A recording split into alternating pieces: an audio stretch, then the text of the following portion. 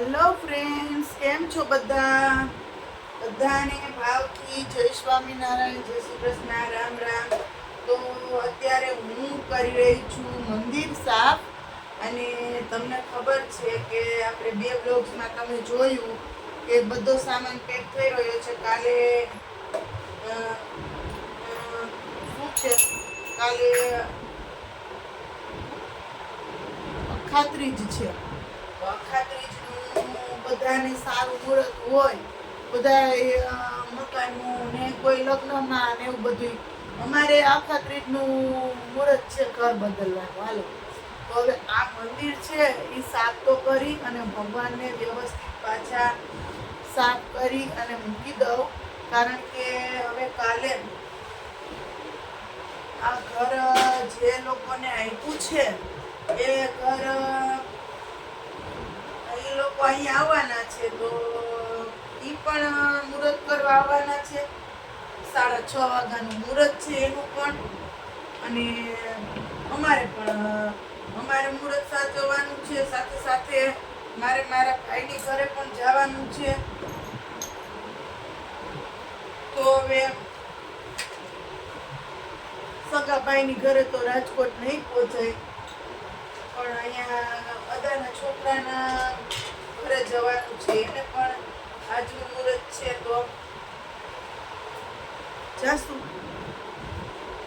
આજે બહુ એક વાત કહેવાની છે કે આજે બહુ દુઃખ થાય છે કે કેટલા વર્ષ સુધી આ ઘરમાં રહ્યા હોઈએ અને આ ઘર છોડવાનું થાય તો સ્વાભાવિક છે કે દુઃખ તો થાય જ ને. હું હો કે તમે હો કે જે ઘરમાં તમે કેટલો સમય સુધી રહ્યા હો અને જે ઘરમાં તમારી કેટલી યાદો હોય અને જે ઘરમાં તમે હસતા ખેલતા કેટલોય સમય વિતાવી નાખ્યો હોય, કેટલાય વર્ષો કાઢી નાખ્યા હોય, અને જ્યારે એ ઘર બદલવાનું થાય ને ત્યારે દુઃખ તો થાય જ. આજે મનની અંદર ક્યાંય ગમતું નથી, ખબર નહીં. એટલે જ એકદમ બહુ વિડીયો બનાવવા નથી ગમતા, કંઈ અમથું ગમતું નથી. એમ થાય કે કંઈ ગમતું જ નથી એમ. પણ એનું કારણ ખરેખર એ જ છે કે હવે આ ઘર મૂકીને જવાનું છે બીજી જગ્યાને, એ એનું મેન કારણ છે, બીજું કોઈ કારણ નથી. પણ હવે સ્વાભાવિક છે કે આપણે મનને તો મનાવવું પડે. આપણી અમુક વસ્તુ જ્યારે આપણું ન હોય તો એનો મોહ રાખવો નકામો છે.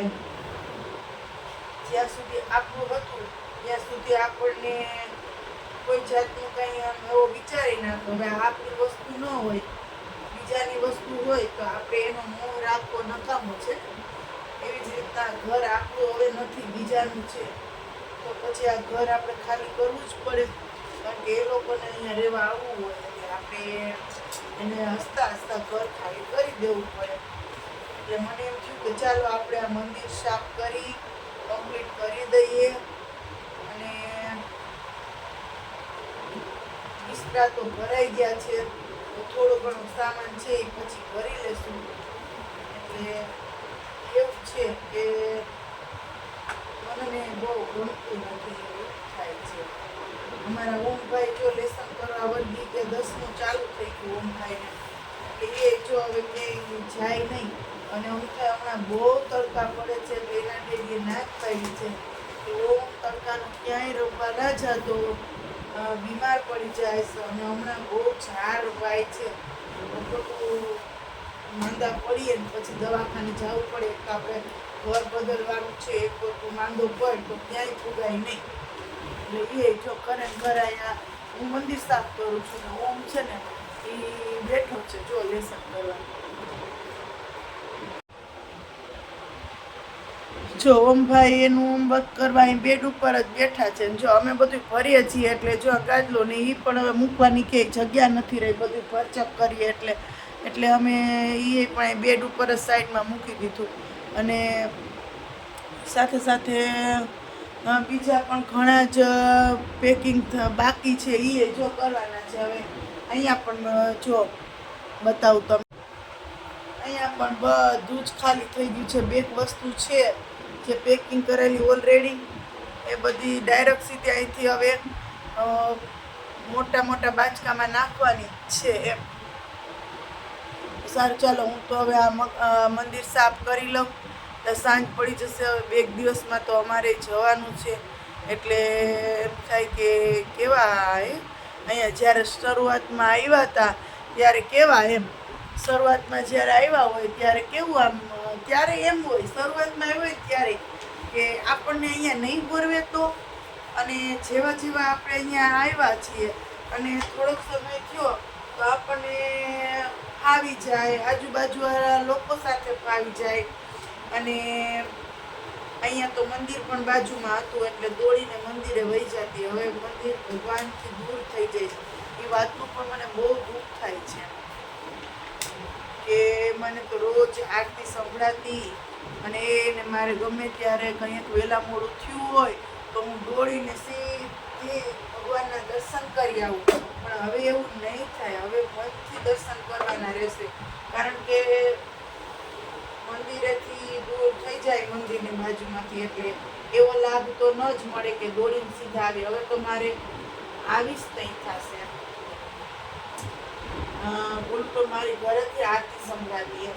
હવે તો આરતી સંભળાય નહીં. અમારે ઘડિયાળમાં જોઈને મંદિરે જવાનું રહેશે કે હાલો હવે આરતીમાં જવું હોય તો નીકળી પડીએ. એટલે એવું છે. એટલે આમ ક્યાંય ગમતું નથી. ખરેખર વારે વારે મારે કેવું પડે છે બ્લોગ્સમાં કે ગમતું નથી. મારો ઓમ સાવ નાનો હતો ત્યારે અમે અહીંયા આવ્યા હતા ગામડેથી અહીંયા રહેવા, અને ત્યારે 4-6 મહિના એવું લાગ્યું હતું કે નથી ગમતું એમ. પછી તો ખબર નહીં એવું આમ લગાવ થઈ ગયો બધા હારે કે અત્યારે જઈએ છીએ ને તો એમ થાય કે મને આડોશી પાડોશીને મૂકીને જવામાં બહુ દુઃખ થાય છે. અમારા એપાર્ટમેન્ટના લોકો એટલા સારા છે કે અડધી રાતે પણ કોઈ પણ કામની જરૂર પડે તો કોઈ પણ વિના સંકોચે દોડીને આપણને હેલ્પ કરવા આવી જાય. એવા એક પરિવારના સભ્યો જેવા એપાર્ટમેન્ટવાળા માણસો હોય અને એને આપણે છોડીને જવું પડે તો સ્વાભાવિક છે કે દુઃખ તો થાય જ. અને બધા બહુ કે શું કામ હવે તમે કે અહીંથી વહી જાઓ છો અને અહીંયા રહ્યો ને, તમને શું વાંધો છે? અરે વાંધો કાંઈ નથી, પણ હવે સંકળાશ થાય છે અહીંયા, એટલે પછી હવે જવું પડશે ને. એટલે એને પણ એ લોકોને પણ એમ થાય કે તું હતી તો મજા આવતી, હસી મજાક કરવાની ને. હવે એને દુઃખ થાય ને મને દુઃખ થાય કે હવે તો હું કે પાડોશી બદલી જાય. અહીંયા આવે એ લોકો પણ સેટ થતા વાર લાગે ને. તો એ વાત એની સાચી છે કે ભાઈ કોઈ પણ વ્યક્તિ અહીંયા આવે ગમે એવું સારું હોય પણ એને થોડુંક સેટ થતા વાર લાગે ને. આપણે જો આવ્યા હોય ને આપણો થોડોક બોલક્યો સ્વભાવ હોય એટલે આપણે તરત મેચ થઈ જાય બધા. એટલે એ વાત છે. અને સારું ચાલો, હું તો તમારે આમ ગમે એટલું શબ્દોથી વર્ણન કરીશ કે ગમતું નથી, ઘર છોડીને જવું પડશે, હજી થોડું ઘણું પેકિંગ બાકી છે, તોય મારા મનનું દુઃખ છે ને ગમે એટલી વખત તમારી સામે વ્યક્ત કરીને તોય ઓછું નહીં થાય એમ. કારણ કે દરેક વ્યક્તિ, દુનિયાની દરેક વ્યક્તિ, ગમે એ વ્યક્તિને જ્યારે સ્થળાંતર કરવાનું થાય ને ત્યારે દુઃખ એને કેટલું દુઃખ થાય ને તો એને જ ખબર હોય.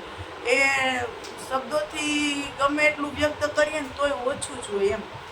એટલે સારું ચાલો, તો આજે તો આ મંદિર સાફ કર્યું, થોડું ઘણું બહાર કાઢી અને જગ્યા ફટાફટથી ખાલી કરવાની છે. તો જોતા રહો આવા સરસ મજાના બ્લોગ્સ.